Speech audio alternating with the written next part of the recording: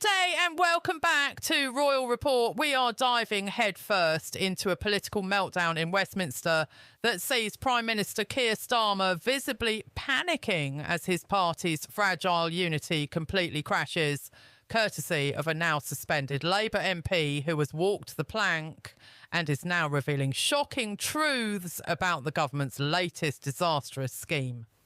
The political chaos began when Marcus Campbell-Savers, the Labour MP for Penrith and Solway, was immediately suspended and had the party whip removed by Chief Whip Jonathan Reynolds.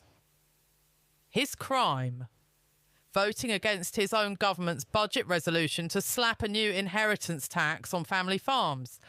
This suspension is not just a disciplinary measure. It is the ultimate proof that a deep, festering civil war is raging within the Labour Party over its rural policy and its betrayal of promises made directly to voters.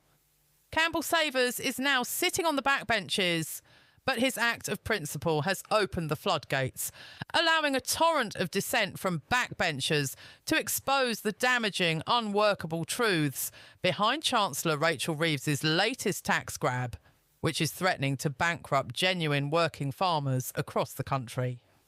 The truth Campbell-Savers exposed and the reason he took the dramatic career-risking step of voting no is rooted in a broken promise.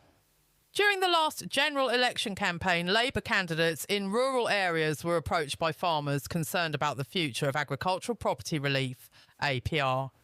The essential tax break that allows family farms to be passed down through generations without being obliterated by a massive inheritance tax bill.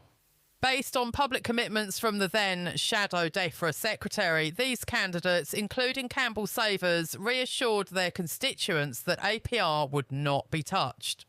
Plot twist, it was not only touched but fundamentally changed. The new budget resolution pushed through by the Treasury introduces a 20% inheritance tax on agricultural land and businesses valued above fourth dollar text $1 million. The government insists there is a $6 text $1 million allowance that can be transferred between spouses.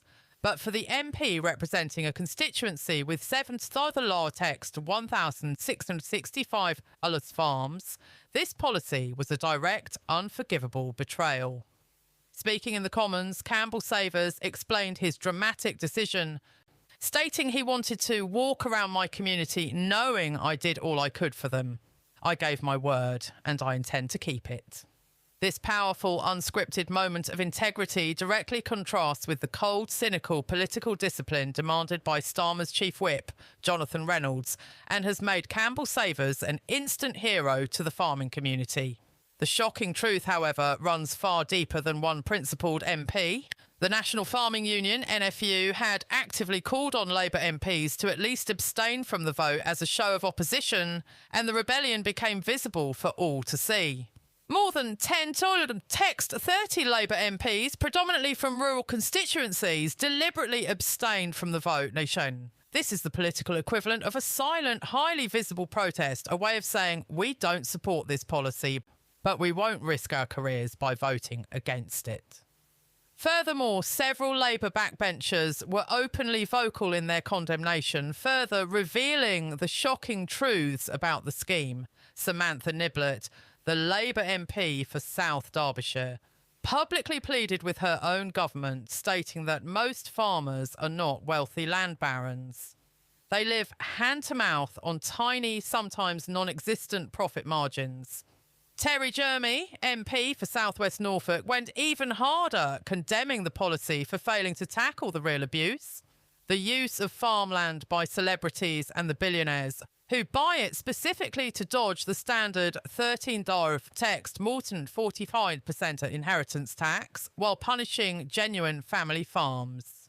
He pointed out that with a text 24% tax rate, buying farmland will still remain a tax-efficient investment for the super-rich, but the new text 20% bill will destroy livelihoods for working families.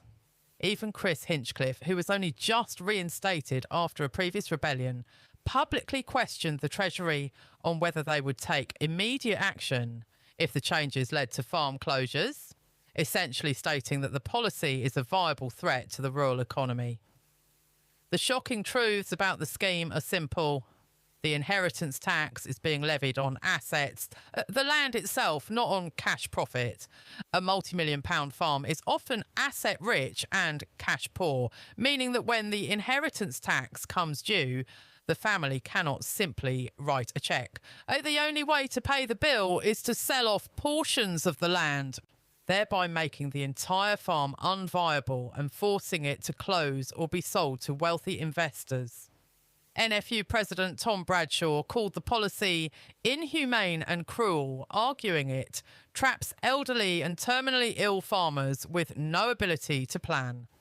The Labour government's argument that they are merely closing a loophole is completely demolished by the fact that the policy fails to stop the billionaires and celebrities while directly targeting working families who have held the land for generations.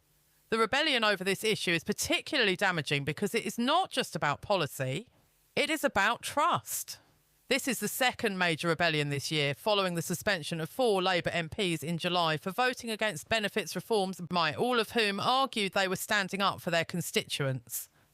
Keir Starmer's uncompromising reaction to Campbell Saver's vote, the immediate removal of the whip, sends a terrifying message to all his backbenchers. Loyalty to the party line is more important than integrity or promises made to the voters. This fear is a clear sign that Starmer panics whenever his total control is threatened.